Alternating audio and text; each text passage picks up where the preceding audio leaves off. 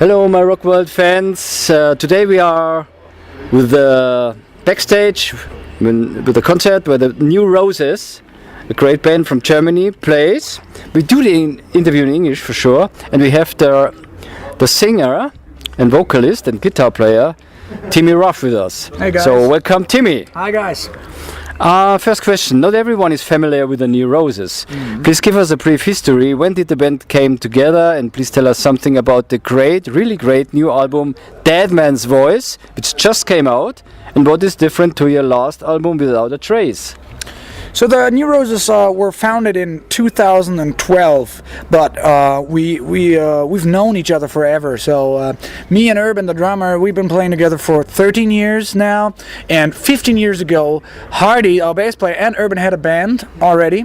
And I think in 2003 or 4, my first band was participating in a contest, a band contest, and we were playing against Hardy's band, old band, and Urban was mixing the sound at that day. So we were all in the same room, 2003 or something. So now we have this band, and we made a first record called Without a Trace. It was our very first record, and we tried to make it as good sounding as possible. So we did a lot of overdubs and string arrangements and a lot of harmony vocals, and we're happy with it. But this time for the Dead Man's Voice record, we wanted to just show our live sound. Yes. So I wrote the songs in a way that you could play it live exactly how we put it on the record. Yeah. So this is a very big difference to the first record, and I think the songs of the new one fit a little better, closer to what we're actually looking for. Yeah? Okay. But we're still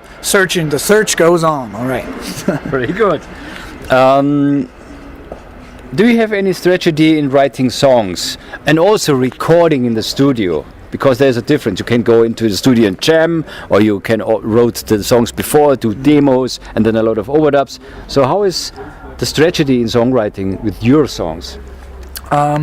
It's very different. So sometimes I wake up in the middle of the night and I have this melody in my head or something, and I stand up, I get up and start writing the song. Sometimes I work on a song for a year or something. Sometimes it takes me 15 minutes. Sometimes it's a line or a melody, a riff. It can be anything, but I think the art in that procedure is to decide which is a good riff, what is a bad riff, what needs to be worked out, yes, or what you can throw away. This is like the most exciting part, and then I write the songs, and most of the times it's fantasy lyrics.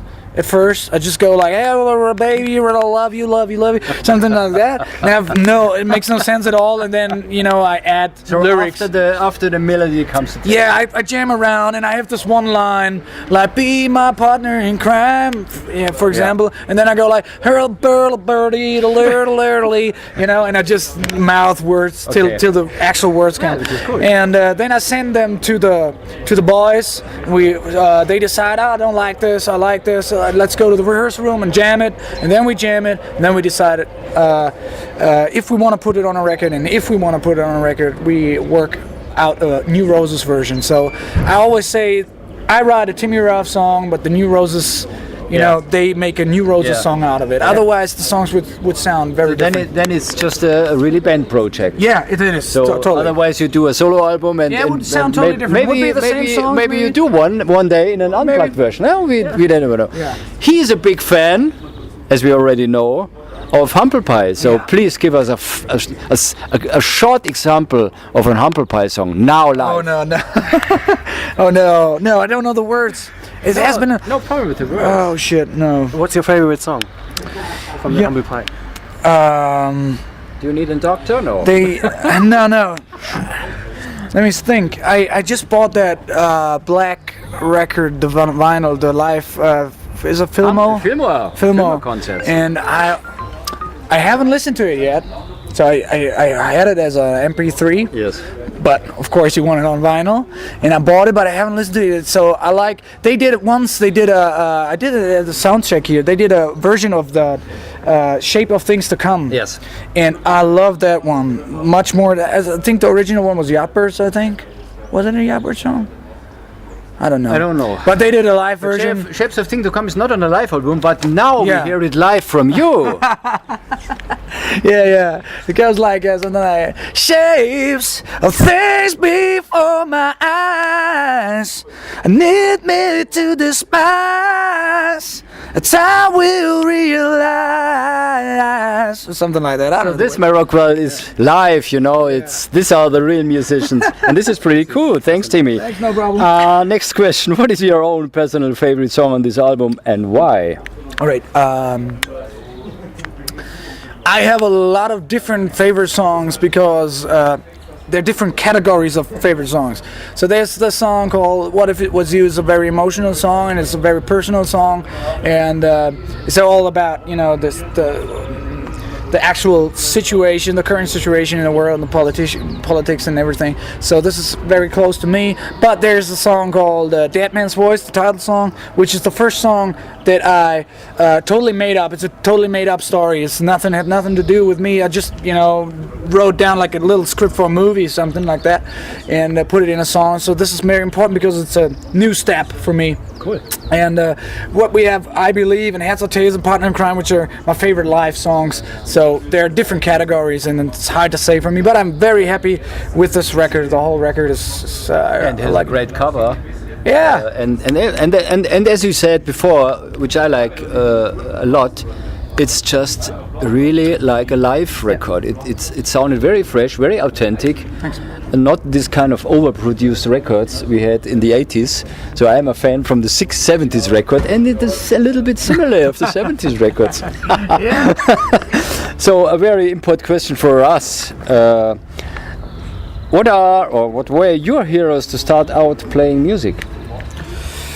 Good question. When I was a very little kid, my parents had this one vinyl from Elvis, and this was a Christmas record, but there was like a Christmas rocking record, so it was like a up-tempo rockabilly record, and there was this blues song. I think it's Santa's Back in Town. I think it's called. It's Christmas time, pretty baby, and the snow is falling on the ground. It's like a very mean blues song, and I love that so much. I listened to it in June and in August. I didn't understand the words.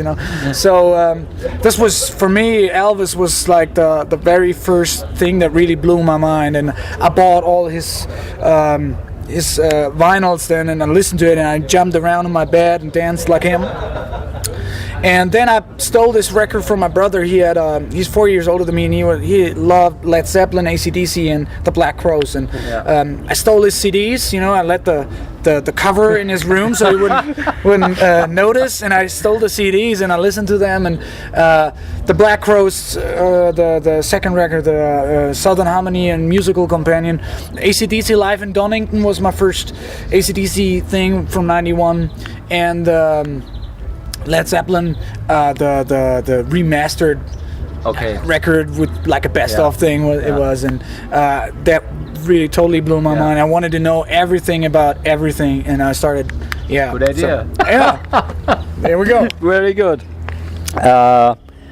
So, what you just heard, you will coming back to Munich very soon. Mm-hmm. With the Dead Daisies. Crazy. And I think you will play in the big hall here. Yeah. It's next to this door. Today it's a really cool club concert. We heard that it's sold out, but the next one will be at the hall. With I think so. I don't know. Which is really actually cool. And you are playing on their tour also? Yeah, we played. I think we played 4 or 5 or 6 shows. Four or five. All Germany dates, I think. How did come this together with the Dead Daisies? I actually don't know. I never know about these things. I just write songs and try to sing as good as I can, and we have a very powerful, like a very, very motivated management that works for these things. But I think there are just not so many rock and roll bands left that come to Germany, and there are not even less rock and roll bands that come from Germany, and so I think, there's not so much competition. Yeah, you're right. And we wait for rock and roll bands to come to Germany all the time, Yeah, for sure. either it's super big, it's like AC/DC coming or something, or it's like, you know, not really fitting to our style of music. So we're looking forward, because this is like a total, you know, fits like a glove, so to say, you know. So we are looking forward. Urban just was at the music fair in Frankfurt, and they were playing like an afternoon open air show, and he said it was mind-blowing. So we're looking forward to it. Yeah. Cool. Please tell us a secret or a funny story about the new Roses that nobody knows. Maybe a funny turbo secret or something else. And not the thing about your stolen your brother's CDs out of the box, which is your story, but the band story. What? You know, the really cool stories I can't tell you. You know, they're like secrets forever. But we've witnessed crazy stuff. For example, we once played in Hamburg, and we were like really tired after the show, and we had 2 rooms next to each other, and Urban was in the room with our guitar player, and then he wakes up in the middle of the night, and he hears something in the toilet. And he says, like, he wakes Dizzy up, former guitar player, and he says, Dizzy, somebody's in our toilet, in our room. And he's like, what's going on, man? And it can't be possible. The door is closed. You need a card to get in. And definitely somebody's in there. And so they open up the door, and there was this like 60-year-old lady having a shit in their room on the toilet. She was totally drunk, and nobody still till this day. Nobody that ever worked in this hotel knows how you can get in the room without that card. So she just got in there somehow and took a shit in their room, you know. And she was discussing, she was screaming because she was afraid. She was surprised. I think she thought it's her room. But don't tell me now that the other 2 didn't get it because they were sleeping. It took them a while. She was already like in the middle of it, you know. Cool. She was doing it, and she wakes up. She was screaming, so they opened up the door, and it was like and I think we went. You know, it's getting a little disgusting now. We went out of the room, and we're like, what the fuck is going on, you know? And there was like. It was shit everywhere, man. In the elevator, on the carpets, man, on the walls. No. She was, you know, it was an emergency for her. For us, it's. Wow. It was, yeah. This is a cool story. All right. This is a cool story. Yeah, this is one of them. So, a last question. Your album, the new album, Dead Man's Voice, is also available as vinyl, and there's a huge coming back of vinyl, which is cool in these days. Where do you see this format in opposite to CD releases or downloads in future? Come again, what? Where do you see this format, the vinyl format, in opposite to CD releases or downloads in future? Yeah. You know, I actually don't care if you listen to it on tape or MP3 or CD or vinyl, but vinyl is the most lovely or appreciating way to show that you love music. This is the experience. Really so for me, it's like MP3 and everything else. It's like, you know, you drive to McDonald's and you just eat fast, you know. You're hungry, all right, McDonald's, you know. This is a good picture. But vinyl is something, you know, you invite a lovely lady, and you put on candles, and you decorate the plate and stuff, and then you have a small dinner, a good tasting dinner, very good tasting dinner, but it takes 2 hours to eat it, you know. And this is for me what vinyl like shows or stands for. So vinyl is something you express your appreciation for music in that way. And I always do this, and I always loved it. I just played in a big store. Yeah, you played in the Saturn Hansa, which is the biggest record store in Munich. And they have a huge collection. I bought tons of vinyls today. Very good, Yeah, very good. and I can't wait to put them on. And but I told them there that I really enjoy seeing that the vinyl sections are getting bigger again, and young people were there and looking for vinyls of Stevie Ray Vaughan or something, and that's cool because that shows us, like I said, that people appreciate music more again.